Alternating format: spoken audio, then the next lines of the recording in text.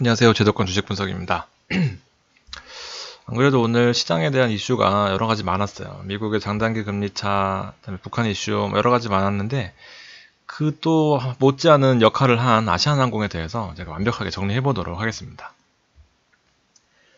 일단 ABS가 가장 문제였어요. 아시아나항공이 카드 대금을 유동화한 이 ABS가 터지면서 회사채를 투자하신 분들한테 불안을 증폭시켰습니다.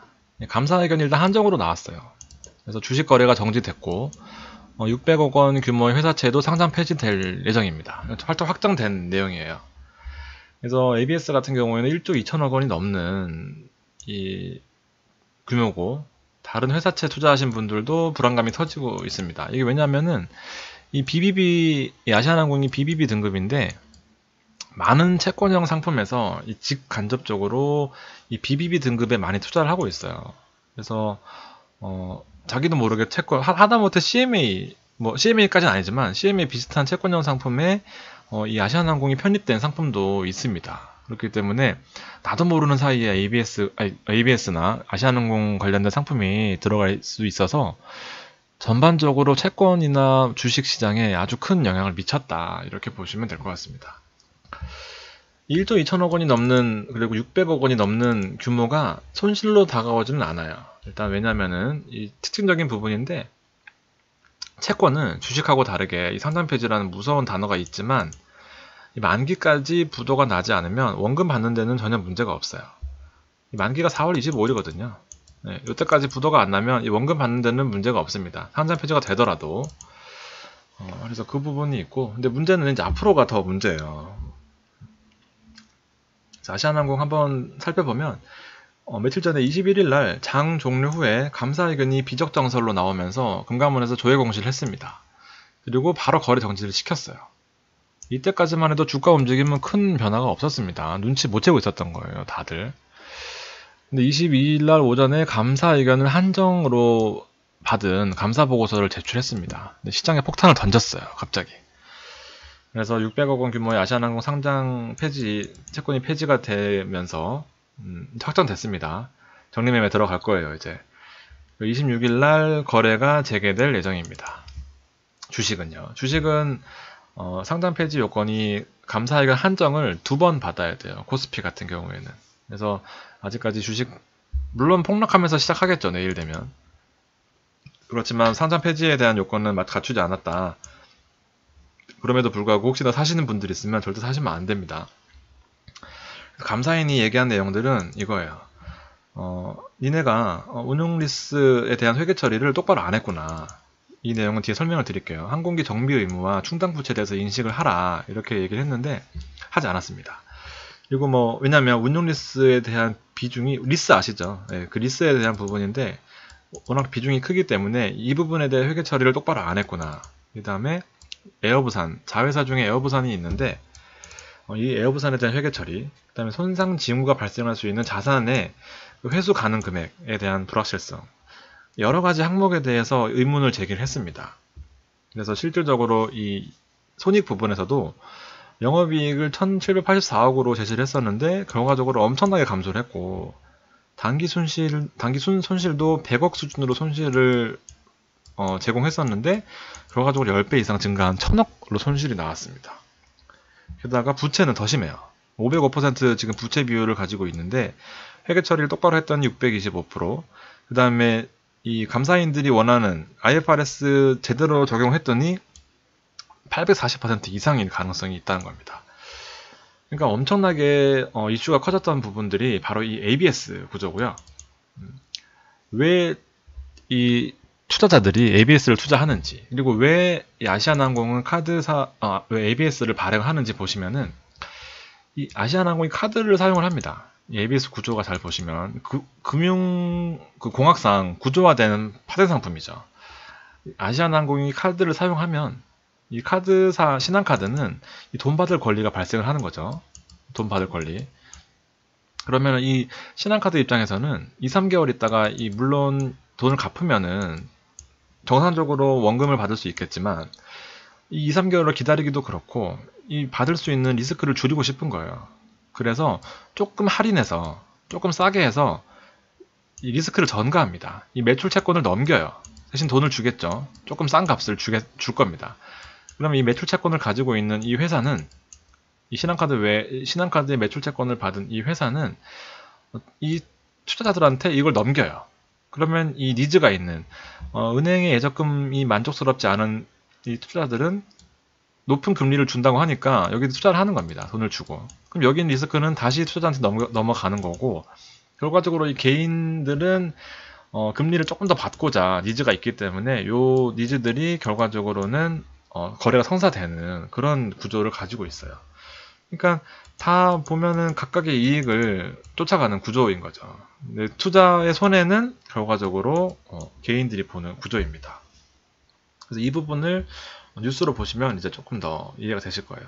카드 대금 유동한 이 사람들이 수백억을 떼일 위기다. 채권 상장 폐지되면서 ABS 회사채 증폭 이렇게 나옵니다. 내용 보시면 신한카드가 아시아나항공으로 받게 될 카드 결제 대금을 지난해 말부터 유동화한 것으로 확인됐다. 유동한 것으로 확인됐다 뿐입니다. 말투가 이라서 그렇지 이 부분은 원래 정상적인 금융상품의 구조예요. 향후 받아야 될 카드값을 유동화해서 미리 매각을 했다. 정상적인 구조입니다. 예를 들면 아시아나항공 직원이 법인카드로 구매하면 추후 입금될 카드 매출 채권을 미리 매각해서 리스크를 줄인 그런 내용이죠. 니즈가 있어서 발행된 거고요. 이에 맞춰서 유동화한 것입니다. 정상적인 구조라서 신한카드를 원망할 구조는 아닙니다. 근데 문제는 요 한정을 받았기 때문에 유동성 위기가 번지는 내용이죠.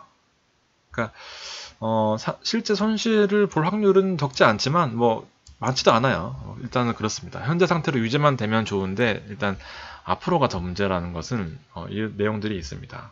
왜냐, 운용 리스의 회계 이슈가 있었거든요. 가장 큰 이슈였던 것 같습니다. 기본적으로 리스 형태인데 아시아나항공이 기본적으로 비행기를 가지고 비행기를 다 살 수가 없잖아요. 80대라는 비행기 얼마나 비싸요. 그러니까 살 수가 없기 때문에 이 비행기를 가진 회사한테 빌립니다. 뭘 주고? 임대료를 주고 빌려요. 임차료를 주고 빌려요.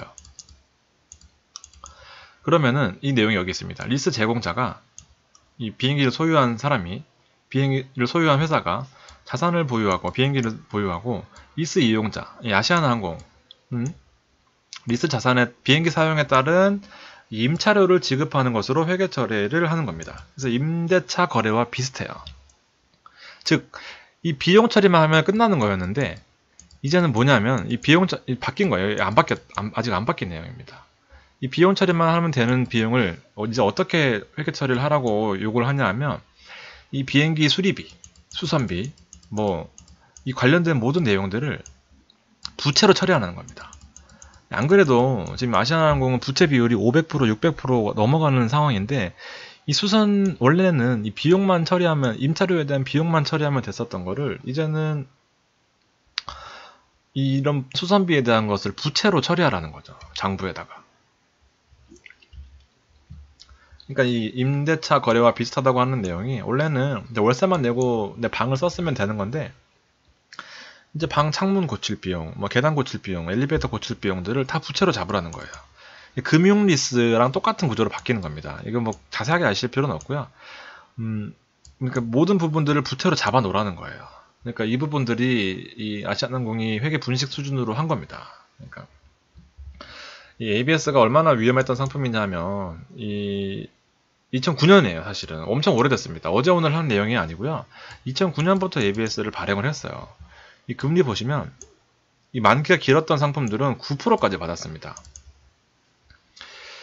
2009년에 정기 적금 금리를 비교해보면 60개월, 무려 5년짜리가 6개월은 얼마 되지도 않았고요. 5년짜리가 3%대였습니다. 그러니까 이 9%라는 금리는 사실은 옛날부터 이 신호를 예고했다 이렇게 보실 수도 있을 것 같아요.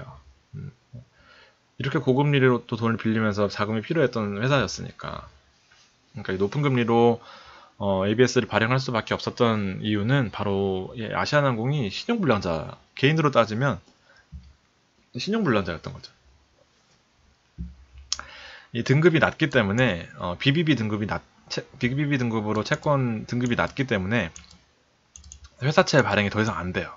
무담보로 발행되는 게 거의 안 되기 때문에 이 금리를 많이 줘야 되는 것으로 자금을 빌려왔던 겁니다. 그래서 신용도가 낮기 때문에 고금리로 돈을 빌린다, 기본적으로. 그럼에도 불구하고 매출 쪽에서는 장거리 노선이 중요했어요. 왜냐하면 항공기는 우리나라, 특히나 우리나라는 저가 항공사가 이미 시장에 많이 있어서 경쟁이 너무나 치열합니다. 보시면 6개나 있어요. 이미 에어서울, 티웨이, 제주항공, 진에어, 에어부산, 이스타 많이 이용들 하시는 항공사고, 여기에 플러스로 이번에 3개가 추가적으로 또 승인을 받았습니다. 총 9개예요. 이 9개라는 숫자는 미국이 9개입니다. 저가항공사가. 그리고 일본이 8개. 그리고 중국이 7개니까 사실 미국이 인구가 3억이잖아요. 우리나라는 5천만.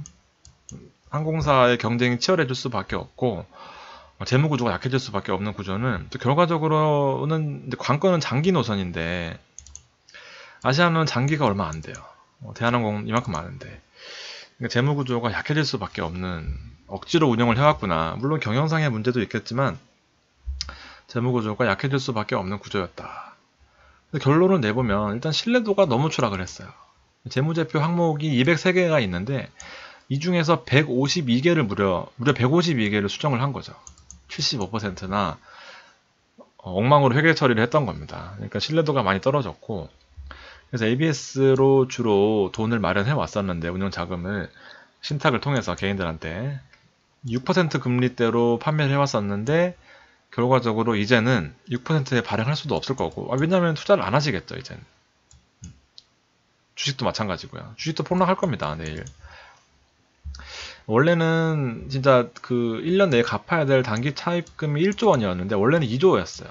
근데 너무 이 부채가 비율이 크다 보니까 2018년에 CJ 대한통운 지분을 매각을 했습니다. 1,500억. 그리고 대주주인 금호 산업의 4억을 매각을 했어요. 항공기도 팔고. 그래서 1조 정도를 갚았는데도 불구하고 1조를 더 갚아야 됩니다. 그리고 계속해서 돌려막기를, 채권이나 ABS를 발행해서 돌려막기를 했었는데, 이 문제는 트리거 조건이에요. 아시아나항공이 채권 등급이 BBB에서 BB로 강등되거나 이 부채 비율이 1000%가 되면은 바로 돈을 다 갚아야 돼요. 이게 제일 큰 문제입니다. 바로 ABS 회사채를 돈을 다 갚아줘야 돼요. 그러니까 채권은 사실은 이 정상적인 상환이 될 겁니다. 근데 이제 문제는 이 돈을 다 갚기 전에는 돈을 빌릴 수가 없어요. 1조 규모를 다 갚을 때까지는 추가적으로 돈을 갚기 전에는 아시아나에 새로운 현금이 유입되기 힘든 구조로 되어 있습니다. 신용등급이 하락하면. 그러니까 이 신용등급을 하락을 막기 위해서 안간힘을 쓰겠죠. 이제부터. 만약에 신용등급이 진짜 하락하게 된다면 이 돈을 갚아야 되고, 먼저 현금이 안 들어오기 때문에 회사에 진짜 심각한 문제가 될 수도 있는 겁니다.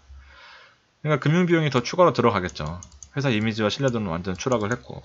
그러니까 이 부분들이 아주 큰 이제 이슈가 될 겁니다. 그러니까 내일 이제 시장이 또 열리면, 왜냐하면 큰 폭으로 하락하지 않았어요. 내일 하락할 겁니다. 또 크게 뭐 한가 수준으로 가지 않을까 싶은데, 또 이제 욕심이나 아니면 상황을 잘 모르는 개인들은 또 투자를 하실 또 가능성이 충분해요. 경험상. 그러니까 망하겠어 아시아나항공이 이러면서. 대한항공 망했죠. 대한해운도, 한진해운도. 그러니까 이런 부분들을 잘 고려하셔서, 분명히 심각하다 내용이. 당장 채권의 문제는 없겠지만 앞으로가 더 문제다. 이런 부분 잘 참고하셔가지고 장이 힘든 때 이런 것까지 물려버리면 진짜 힘듭니다. 그러니까 참고만 하시고, 진짜 뭐 한 10만원 이하로 재미로만 보셔서 큰일 날 뻔했구나, 간접적으로 이렇게 체험해보시는 수준으로만 하셨으면 좋겠습니다. 네, 여기서 마치겠습니다. 감사합니다.